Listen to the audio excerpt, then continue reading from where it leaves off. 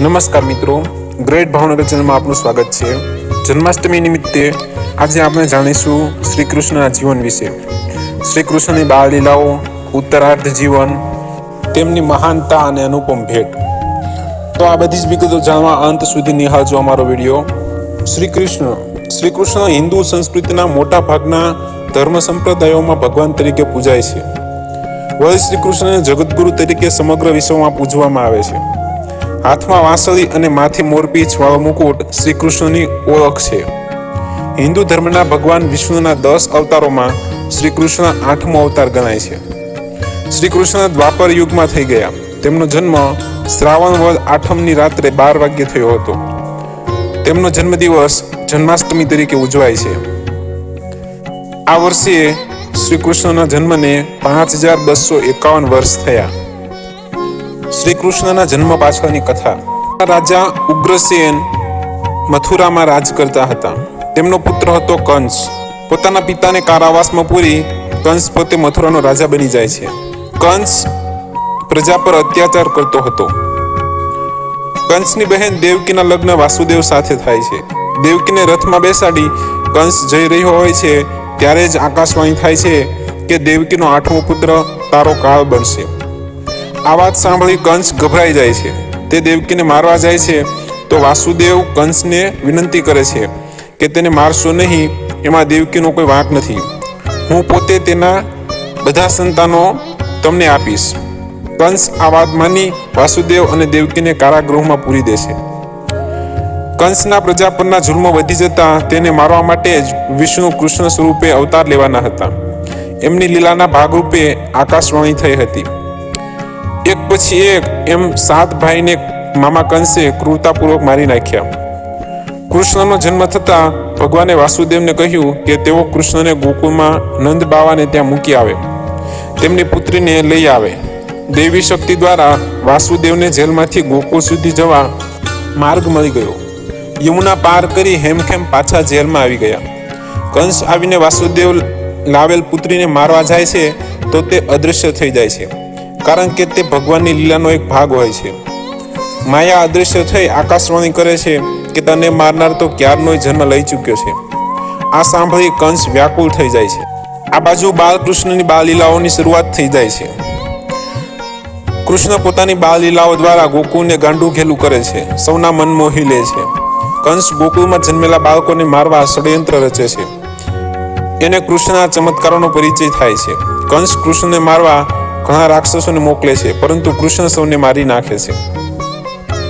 ગોકુળમાં ધીરે ધીરે શ્રી કૃષ્ણ મોટા થાય છે। ગોકુળવાસીઓના હૃદયમાં વસી ગયેલા કૃષ્ણ અનુપમ લીલાઓ દ્વારા સૌને આનંદ કરાવે છે। ગોપીઓ સાથે રાસલીલા કરે છે। ઇન્દ્રના પ્રકોપથી ગોકુળને બચાવવા ગોવર્ધન પર્વત ઊંચકે છે અને ગોવર્ધન ગિરધારી કહેવાય છે। પીળા પિતાંબર ધારણ કરી મનમોહક વાંસળીના સૂર રેલાવે છે। ગાયો ચરાવી કંસને દાન રૂપે અપાતું માખણ ચોરે છે। સમય જતાં શ્રી કૃષ્ણને મારવા કંસ યોજના બનાવે છે। કાકા અક્રૂર મથુરા લઈ જવા માટે આવે છે। કૃષ્ણ અને બલરામ અક્રૂર સાથે મથુરા જાય છે। સમગ્ર હકીકત યશોદાનંદને જણાવી કલ્પાંત કરતા સૌ ગોકુળવાસીઓને મૂકી કૃષ્ણ મથુરા જવા નીકળે છે।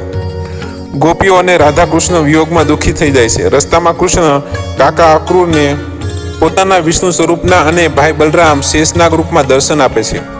આથી અક્રૂરને ભગવાનની લીલાઓનો ખ્યાલ આવી જાય છે। મથુરા જઈ કૃષ્ણ કંસનો વધ કરે છે। મથુરાના સાચા રાજા ઉગ્રસેન અને પોતાના માતા પિતાને જેલમાંથી છોડાવે છે। શ્રી કૃષ્ણે ક્રોધને સંપૂર્ણ વશ કર્યો અને કર્મને કૃશ કર્યા, એટલે તે કૃષ્ણ કહેવાયા। તેમની લીલાઓ અને વર્ણનો એટલા છે કે તેમના નામ પણ 1000 હોવાનું મનાય છે। ગોવર્ધન, ગિરધારી, પિતાંબરધારી, મોહન, માધવ, કાન, હરિ, રણછોડ, દ્વારકાધીશ, ગોવિંદ, સાંભળો વગેરે તો અનેક છે। શ્રી કૃષ્ણના જીવનનો ઉત્તરાર્ધ। મથુરા છોડી શ્રી કૃષ્ણએ ગુજરાતમાં દ્વારકા વસાવ્યું, દ્વારકાધીશ કહેવાયા। સોનાની દ્વારકામાં બિરાજમાન શ્રી કૃષ્ણ બાળ સખા સુદામાને પોતાની મિત્રતાનો પરિચય કરાવે છે, તેના દુઃખ દૂર કરે છે અને મિત્રતાનું ઉત્તમ ઉદાહરણ પૂરું પાડે છે। કૌરવો અને પાંડવોના મહાભારતના યુદ્ધમાં શ્રી કૃષ્ણ અર્જુનના સારથી બને છે। દ્રૌપદીના ચીર પૂરી ભાઈનો ધર્મ નિભાવે છે। કુરુક્ષેત્રના મેદાનમાં દુનિયાનો સર્વોત્તમ જ્ઞાનવંત ભગવદ્ ગીતાનો સંદેશ અર્જુનને આપે છે. 124 વર્ષના જીવનકાળ પછી તેમણે તેમની લીલાઓ સંકળી લીધી હતી.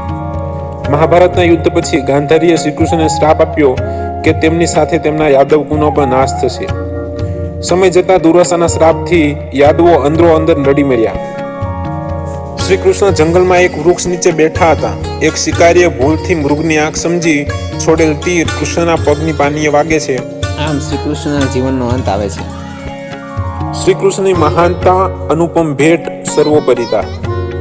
શ્રી કૃષ્ણ પણ જેટલા પુસ્તકો, ગીતો, ફિલ્મો, સિરિયલો, લોકકથાઓ, લોકગીતો લખાયા છે, બન્યા છે, જેટલા મંદિરો બન્યા છે, એટલા સમગ્ર વિશ્વમાં કોઈ ભગવાન માટે લખાયા કે બન્યા નથી. ભારતના દરેક પ્રાંતમાં, દરેક ભાષામાં કૃષ્ણનું સાહિત્ય સર્જન મળી જાય છે. કૃષ્ણ ભારતના લોકોમાં હૃદયમાં વસેલા છે. મોટા નાના સૌના પ્રિય છે. કૃષ્ણ ભક્તિમાં માત્ર ભારત જ નહીં, પરંતુ હવે તો વિશ્વ પણ ઘેલું થયું છે.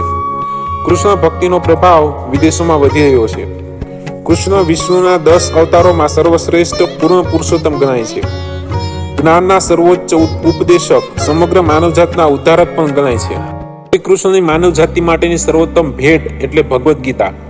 ભગવદ્ ગીતા એટલો પ્રભાવશાળી ગ્રંથ છે કે આટલા વર્ષો પછી પણ તેનું મહત્વ સહેજે ઓછું થયું નથી. વિદ્વાનો માને છે કે ભગવદ્ ગીતા ગ્રંથમાં દુનિયાની દરેક સમસ્યાનું સમાધાન છે. ભગવદ્ ગીતામાં સમગ્ર માનવ જાતનું કલ્યાણ સમાવિષ્ટ છે. આ ગ્રંથમાં શ્રી કૃષ્ણે હિન્દુ ધર્મનો નહીં પણ માનવ ધર્મનો ઉપદેશ આપ્યો છે. એટલે દુનિયાના દરેક ધર્મના લોકો માટે ભગવદ્ ગીતા પ્રેરણા સ્ત્રોત સમાન છે. આવા મહાન શ્રી કૃષ્ણ અને તેમના ગ્રંથ ભગવદ્ ગીતા આપણે વાંચવો જ જોઈએ. જય શ્રી કૃષ્ણ.